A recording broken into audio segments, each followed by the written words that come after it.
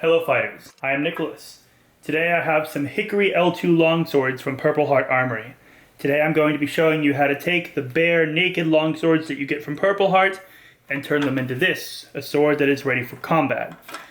I have here one sword that we just got from Purpleheart and one that I've already put through my process. And you can tell the significant difference in the coloring. We're going to set this one aside because we're not going to need it today. Going to be focusing on these two.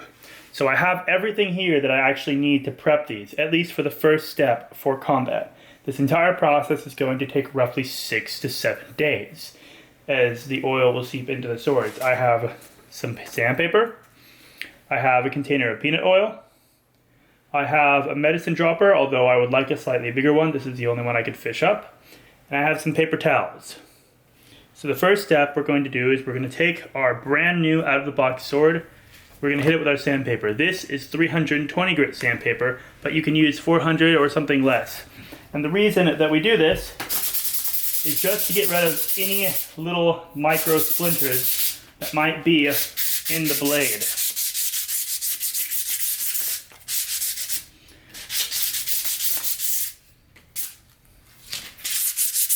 Since the Purpleheart swords already come pretty smooth, this is really just running the sandpaper over the entirety of the surface, just to be thorough.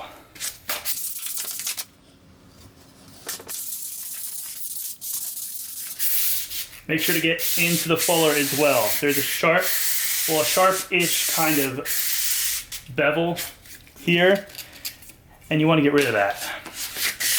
If you don't, it could lead to splintering later on.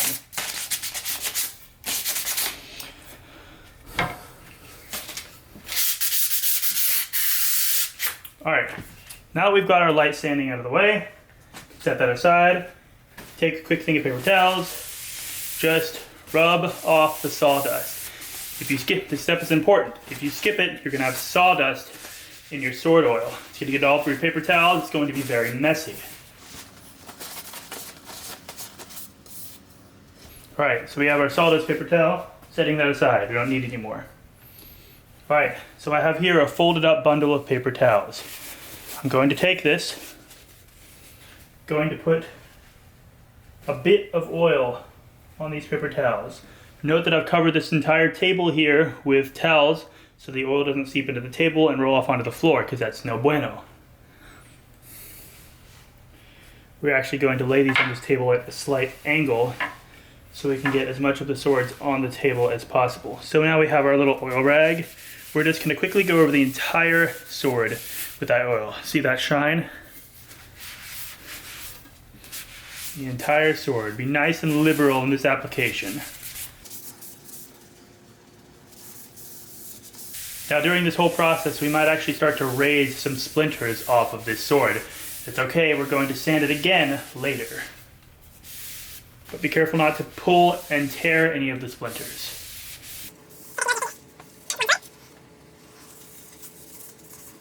If you guys are on YouTube and you're watching this because you somehow found my video, that's awesome. I highly recommend this process for any brand new hickory sword or wooden sword in general, not just the Purpleheart L2s. If you put a sword through the right process, you can add years and years on to its life, as opposed to just going at it. If you're one of my students watching this, then I've probably recommended this video to you, and you've just bought a brand new sword for my class. In which case, good luck to you, and I look forward to teaching you. Alright, now that we have our light layer of oil on the swords, here comes the interesting bit. This is the bit that really takes the longest amount of time.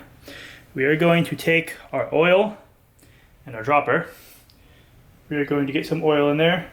We are going to start to fill up the fuller with oil.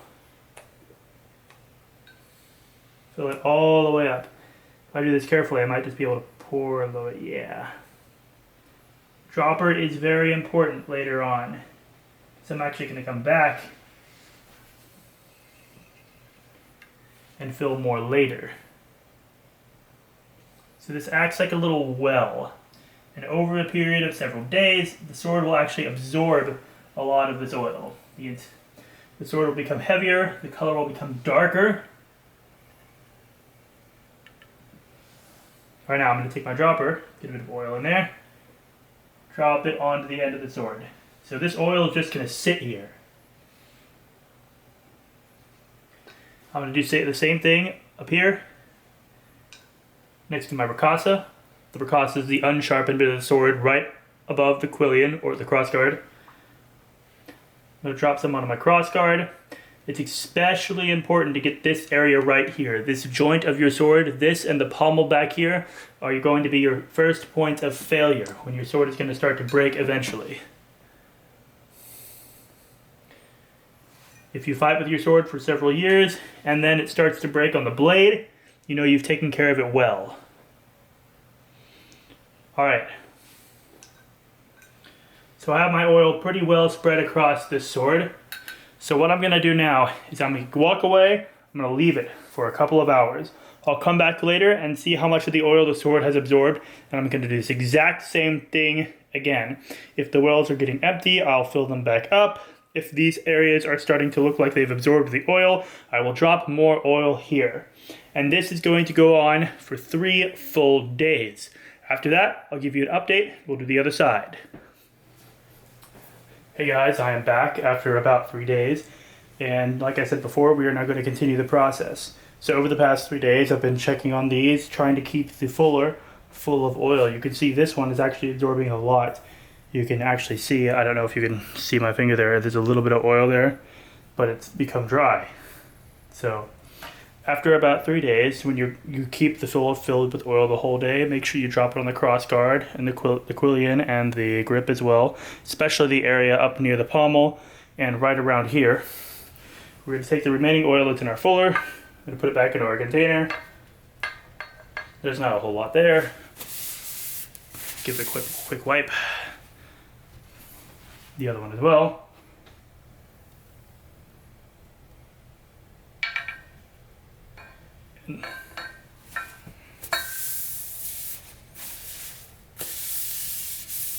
Just like we did at the beginning, we're going to take our oily rag here and we're going to give the whole thing a quick wipe down with the oil. Alright, we're going to put it back down on the table with the opposite side facing up. This is the side we've already treated. We're going to do the other side now. Really get in there where that pommel is. Same thing with this one. These swords are starting to feel nice and moist. And during this process, it will probably raise a few splinters on the wood, so you got to be careful while doing this so you don't stick your hand. So we're going to place it with the opposite side up. And we are going to very carefully, just like last time, fill up these fullers with the oil. I actually learned this technique when practicing kendo. When you get a brand new shinai, which is the bamboo short sword you practice with, in kendo, you have to do a very similar process to make your shinai ready for combat. Otherwise it will break very quickly because the bamboo becomes dry.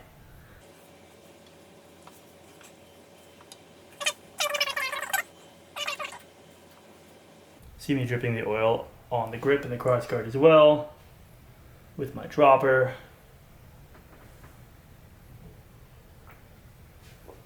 Get a little bit more fit into these fullers.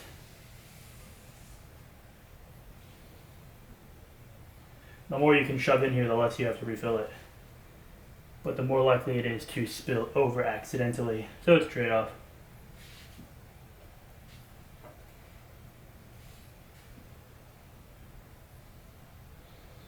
When you're doing this process on your own, I personally like to come back and check my swords once every 4 to 6 hours, but you can theoretically let it go for a full day and then, oh, you come back and it's dry, just fill it up again. It's not a super high maintenance thing.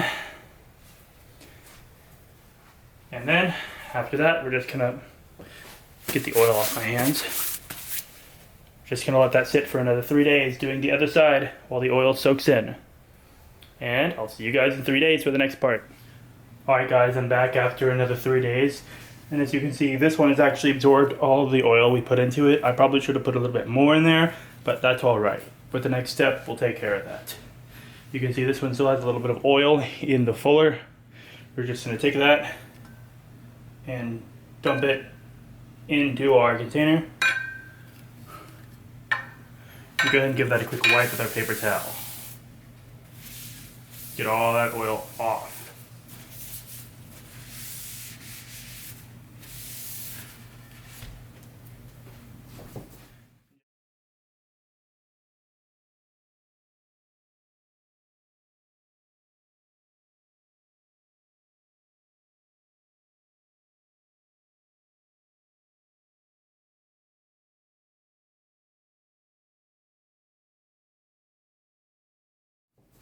And just for good measure, we're going to take a clean paper towel real quick. Wipe that off, because we're going to be sanding here and we don't want oil on here. You're not going to get it all off, obviously, but as much as you can.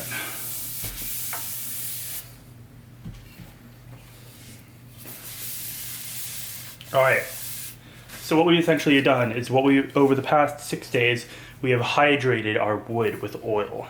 And what this does is it allows the wood to stay not moist, but not dry, and this will prevent splintering and breakage in the future. And it will greatly extend the life of your weapon. Another thing that this has done is if there's any micro splinters on the wood, the oil will raise them up. So this next step is important. Yeah, we got one right here. So I'm going to take my 320 grit sandpaper, the same one we started with, and give it a good sanding.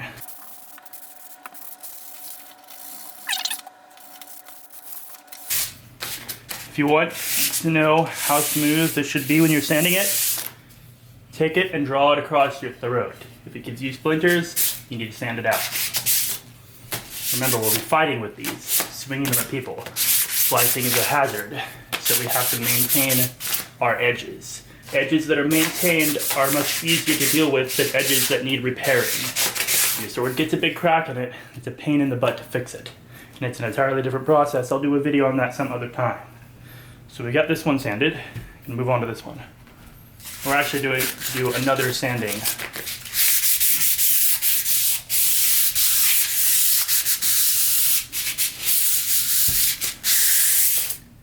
Alright, we're going to move up a little bit in the sandpaper. This is the 400. Nice and smooth, no splinters left from raising the oil. It doesn't take a lot of effort because these are new swords and they're smooth in the first place. Alright, now next step, and this is important. We're going to take our paper towel, we're going to wipe off all sawdust residue from the sword. Alright, these swords are now ready for our final step. This is a sword salve. It's essentially a beeswax and essential oils mixture. This stuff is made by Hollow Earth Swordworks. You can find them on Etsy. I'll do another video comparing their swords to the swords of Purpleheart later. This is probably the best stuff you can use to maintain your wooden weapons. So we're going to take this sword wax, grab a very liberal amount of it. We're just going to coat the outside of the swords with a thin layer. Get it all the way into that fuller.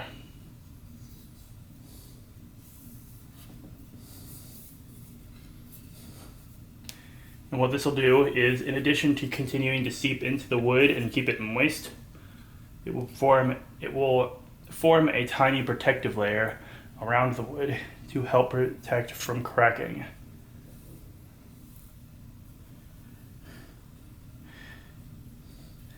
And you could actually let this sit for a long period of time, maybe a couple days. I'm going to let them sit overnight. And in the morning, I will take a soft cloth and buff this layer of wax off. It'll give the sword a very smooth, shining look.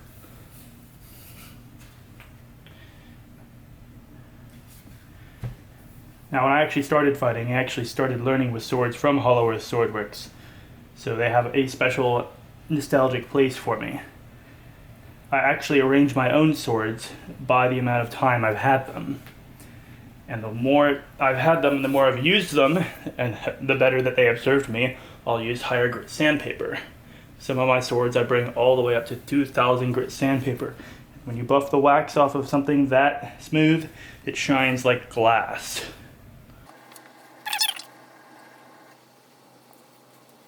Alright, We got this bit done. We're now going to do the cross guard. You have to pay extra special attention to the cross guard and the areas around it. This is the most common point of failure for wooden swords. Second most common being right here next to the pommel, if your sword has a separate piece pommel like this one does. That's actually one of the advantages of the Hollow Earth swords, is that they tend to have the full tang, pommel, grip, and blade all one piece, so that eliminates that point of failure. A disadvantage is, you see this little peg here on the Purpleheart sword? The Hollow Earth does not use that. They just use a resin glue that they make.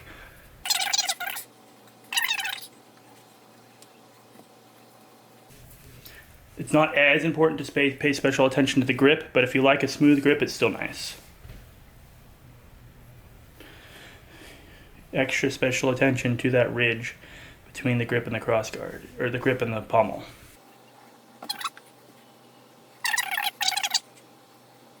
I might have mentioned this in one of the earlier clips, but people often ask me why I train with wooden swords instead of steel and synthetics, which is the modern kind of take on how HEMA should be. And the answer to that is a bit nostalgic for me, as I mentioned earlier. I grew up with these. In addition, wood is less forgiving than steel and synthetics. It does not flex, it does not budge. It is generally harder to fight with. If you want to land your winding high thrust, you have to do it perfectly, and the bending of the sword will not assist you at all. That way, when you move to something like steel or synthetic, you practiced it so well, you can do it without effort. In addition, this is very likely how they trained historically, so there's that as well. In addition, a full kit with synthetics or steel can be very expensive for each person. These only cost $75 to $100 a piece, and all you need to fence with them is a gorget, heavy gloves, and a mask. To do the area right here and right here, you want to take a nice little bead of wax in your hand and just stick it on there and then rub. It'll make a nice little channel just like that, a little area of wax, and that will maintain the seal between the crossguard and the sword. And eventually, since this is a Purpleheart, this crossguard will break loose, but the peg will still hold it in place. And then you can start pushing the wax into the hole to keep the wood nice and moist in there, and that will prevent the peg from cracking for a much longer period of time.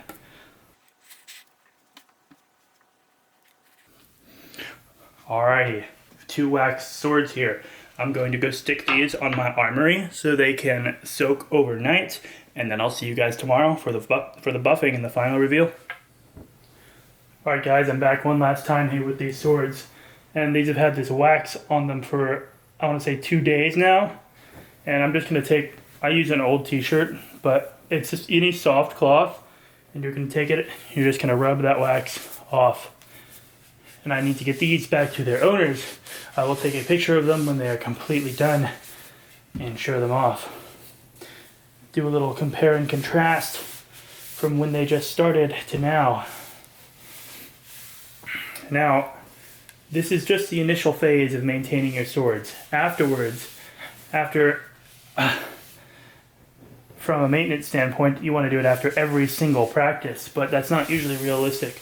So usually if you do it once or twice a month, it's fine. And what you want to do is you want to go and give it a good sanding, get all the little micro splinters out, or macro splinters. I will have a separate video on how to fix damaged pieces of the sword. Yeah, you want to take a good piece of sandpaper and get all the little splinters out. You wanted to give it another layer of wax and let it sit overnight. And then buff it off the next morning. And this has been days for me, but for you guys it's just been a couple of minutes. Take a look at that. See the difference in the color, the darkness of this wood compared to when we started? These swords are no longer naked. They are ready to be practiced with. Now some people will actually, after this initial process, they will take a small layer of wax and actually leave it on the swords, and it can just soak in permanently, and that's also fine. But you have to be aware that if you do that and you leave too much on the grip, the wax can soak into your gloves and make them nasty.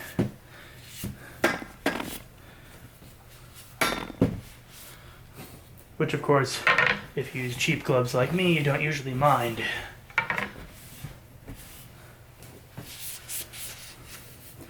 Theoretically, the method of leaving wax on all the time and reapplying regularly will make your sword last longer. But what I've found is if you keep up the regular maintenance, you do your sanding after it takes some hits, and then you put another layer of wax on it and buff it off, you can get the same result. Two different approaches to get the same thing. You can see I'm getting some lint stuck on there because of the wax. Alright, and my students are going to tell me these swords have now been sauced. Just real quick before we go, we're going to take our finger, gather up some of that wax we got left, and we're going to run it along the crevice next to the crossguard.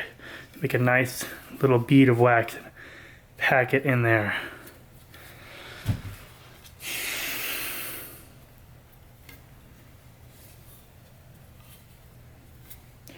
And that's pretty much it for the entire process.